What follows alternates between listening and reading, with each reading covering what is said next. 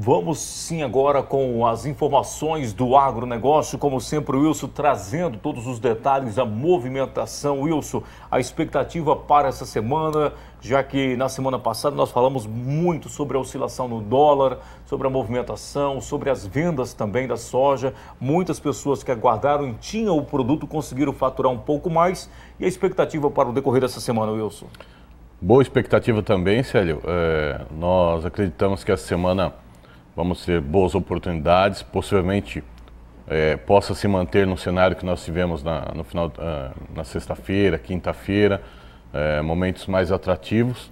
Como a gente já vinha pontuando alguns meses atrás, que os negócios voltariam a andar a partir da segunda, após a divulgação do relatório, após a segunda quinzena de agosto, e é o que está acontecendo mesmo. Então, nós tivemos o encerramento da semana passada. Foram 20 navios de soja comercializados para a China, navios brasileiros. Então isso é extremamente importante, mostra que o nosso produto está sendo escoado. Tivemos melhoras na composição do preço e nós acreditamos que hoje o dia não vai ser diferente. Vamos ter boas oportunidades, então o produtor precisa continuar aproveitando o momento. A cotação do soja, como a gente falou, oscila bastante.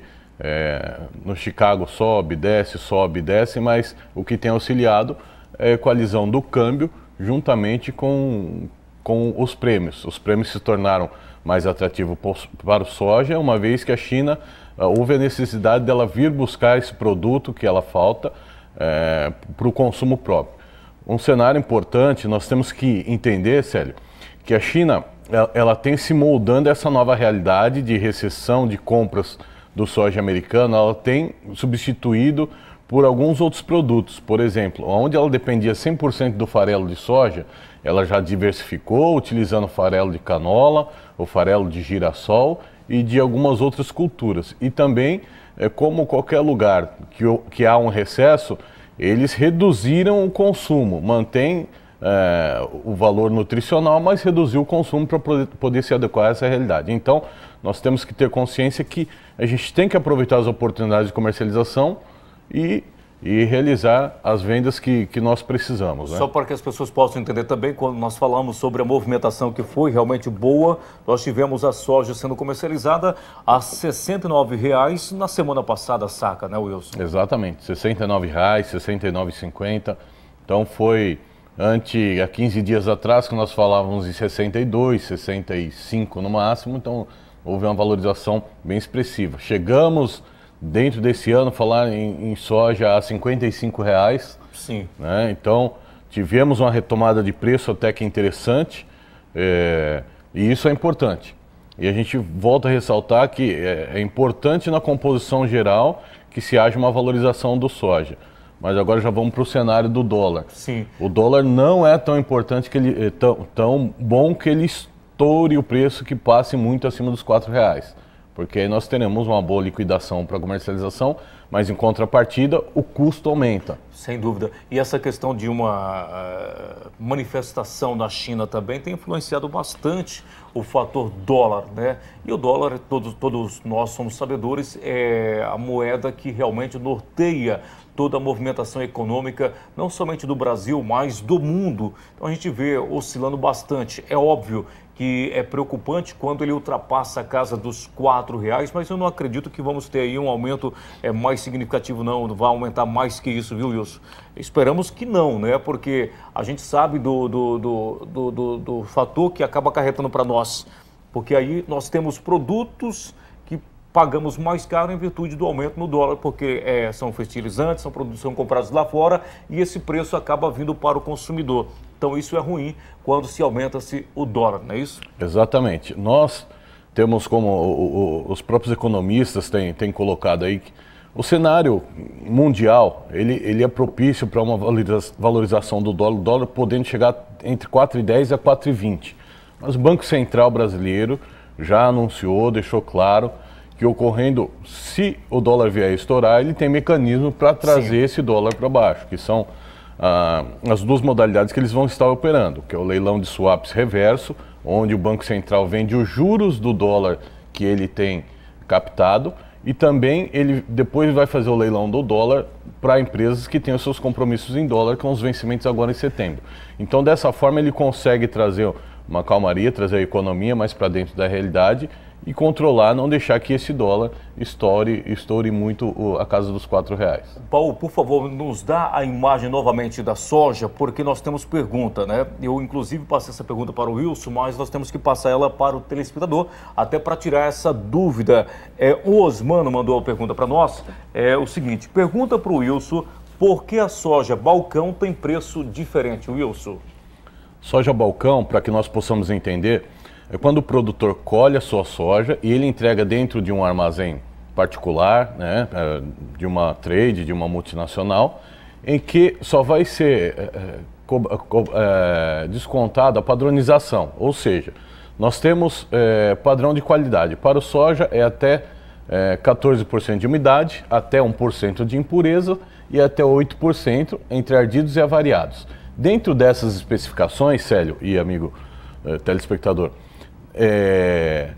acima desses valores é aplicado o desconto. Então, por exemplo, umidade até 14% não desconta-se nada. Impureza até 1% não desconta-se nada. Entre grãos ardidos e avariados até 8% não desconta-se nada. Acima disso aplica-se os descontos. Então, soja balcão entrega dentro do armazém e é aplicado desconto só a nível de qualidade. O soja disponível, mesmo que o produtor entregue dentro de um armazém geral, o que vai ocorrer? Ele vai pagar a padronização e vai pagar uma taxa de recepção. Então essa taxa varia entre R$ 1,80 a R$ 2,30. Cada armazém tem os seus valores com os seus custos. Então esses R$ 2,30, R$ 1,80 ou R$ 2,00 que seja, vai ser descontado do produtor e após, no caso do soja, normalmente a partir de 1 de maio, começa a se cobrar em torno de 18 centavos a quinzena, né, por armazenagem. Então ele tem uma taxa de recepção mais as quinzenas. Quando ele faz a venda FOB, o preço é um pouco mais agregado, porque ele teve esse custo para poder guardar esse produto dele. E a venda balcão se torna mais barata porque ele não teve esse custo inicial. Sim. Então a empresa que recebeu esse produto, ela absorveu esse custo. Então, vai ser uma diferença entre R$ 1 a R$ 2,00 entre o soja balcão e o soja disponível. Salvo algum outro momento que o mercado no disponível esteja um pouco mais aquecido, a diferença vai ser grande. Porque ele entregando balcão, ele só pode vender exclusivamente para essa empresa que ele entregou. Muito bem. Wilson Osmano, muito obrigado pela sua pergunta, tá certo? E você que tem alguma pergunta para fazer, à vontade, né? O Wilson que está tirando dúvida de muitas pessoas, inclusive dando entrevista para vários veículos de comunicação também. Além, é claro, das palestras falando sobre o setor do agronegócio. Wilson, agora sim, para nós concluirmos o assunto relacionado à soja, a informação que nós recebemos também é que no período de 40 dias aí aproximado já inicia o período de plantação da soja, né? Exatamente. Até 15 de setembro é o vazio sanitário, que não pode ter nenhum grão emergido. Então, a partir de 15 de setembro, pode-se plantar, uns dias antes, pode-se plantar. Quem plantar antes? Se o grão emergir, ele está contrariando a orientação e a lei, que não é para ser plantado. Então, ele está passível de uma penalidade e uma multa, né? Mas existe uma fiscalização? Existe. Os órgãos competentes têm acompanhado, mas a própria ProSoja orienta muito os produtores para isso. Os produtores também, na grande maioria, não têm interesse em burlar, porque isso traz prejuízo para a própria cultura. Isso que eu ia fazer a pergunta. Por causa da questão de proliferar doenças que não teriam necessidade de... A soja, se emergir antes disso, ela está suscetível a virar hospedeira de alguma doença que possa se propagar durante o resto da evolução da lavoura. Muito bem, Wilson. Mais alguma outra informação que você queira destacar dentro do nosso quadro Café com Cereale? Ainda falando sobre o início do plantio, sobre esse detalhe ainda, mesmo se o produtor plantar um pouco antes do dia 15, não estiver chovendo nada, não tem problema nenhum. O importante é a planta não pode emergir antes de 15 de setembro. Então as programações já estão sendo feitas. Nossa região é muito pulsante, com certeza hoje nós temos variedades de soja que chama-se super precoce, que cara planta em setembro ali e ele já está colhendo dia 20, 21 de dezembro, já temos colheita de soja. Certo. Né?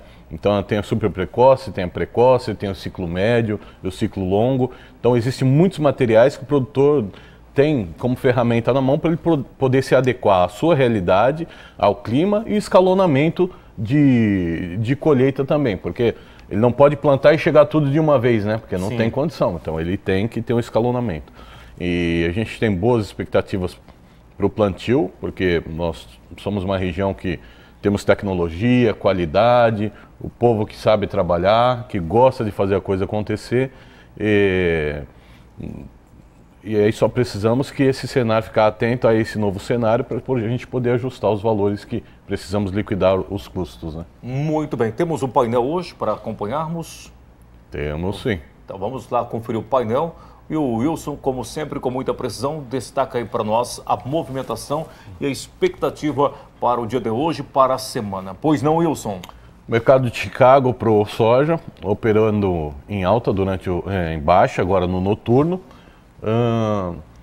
Justamente por causa dessa questão de guerra comercial, a China entra comprando alguma coisa que precisa, para-se as exportações. As notícias que foram anunciadas pelos americanos ainda trouxeram uma certa baixismo pro mercado, dizendo que tem mais estoques do que o que acontece na realidade, mas mesmo assim o mercado enxerga de outra forma. A gente vê pela questão dos prêmios. Nós vemos os prêmios aqui, Célio, que fala 140 pontos pro setembro e 140 pontos pro novembro. Acho que semana passada nós mostramos um gráfico dos prêmios onde tinha caído durante a semana, tinha dado a média de 15% de queda, e no dia que a gente pontuou era 10% de queda, e esse prêmio estava trabalhando em 120 positivo. Hoje ele está em 140, ou seja, 20 pontos a mais, e isso faz uma diferença na composição do preço. O dólar encerrou na sexta-feira com 0,33% de alta, cotado a R$ 4,0031. É um valor importante. Hoje ele vai continuar bem especulativo no cenário de corte de juros do Banco Central chinês, corte de juros do Banco Central americano, e no nosso cenário político, acho que o Rodrigo Maia anunciou também que possivelmente dentro de uma das casas a reforma da Previdência pode ser aprovada ainda dentro desse ano, então traz um certo otimismo para o mercado também e uma certa expectativa. E bem como a sequência da votação para a reforma tributária, né? Que isso é importante, isso também impacta nos valores, na cotação do dólar. Então nós teremos uma semana extremamente bacana, especulativa e volátil, tanto no cenário soja, quanto no cenário milho, quanto no cenário dólar.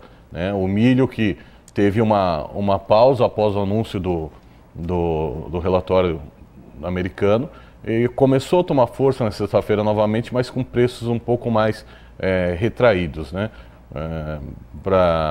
Praticamente trabalhando na casa dos seus R$20, R$21, mesmo com vencimentos à vista e vencimentos para setembro.